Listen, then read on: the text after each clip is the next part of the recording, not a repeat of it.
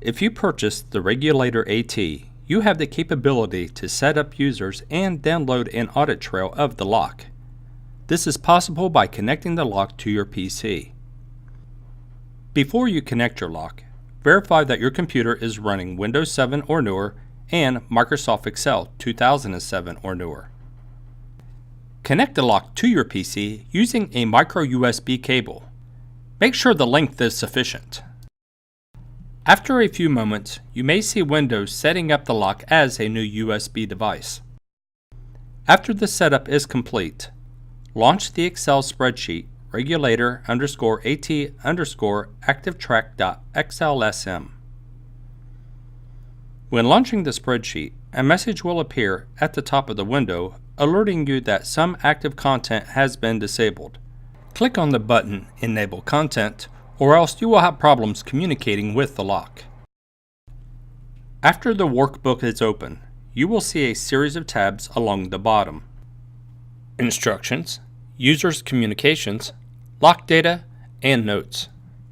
Click on the Lock Data tab to begin.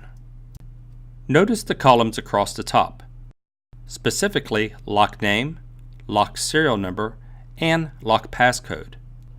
For the software to successfully communicate with the lock, it is extremely important to enter the correct information in columns 2 and 3.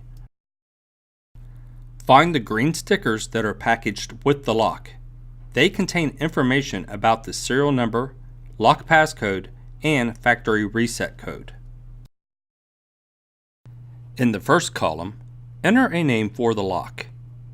In our demonstration, I will give it the name Pharmacy Lock Number 1. Using the information from the green stickers, I will enter the lock serial number, followed by the lock passcode. The last two columns are optional, but it may make it easier for you to recall the factory reset number and location of your lock.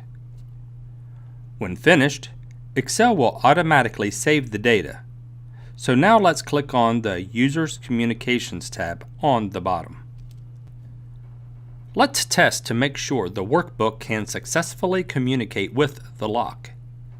At the bottom of the Communications options, click on the box Retrieve Serial Number from Regulator. If communication is successful, you should see the serial number of the lock appear in a window. Click on OK to close the window. Next, click on the button Retrieve Users from Regulator. If you receive an error message, check the serial number and password in the lock data area of the worksheet. If the passcode is correct, the default users should appear in the users area of the worksheet.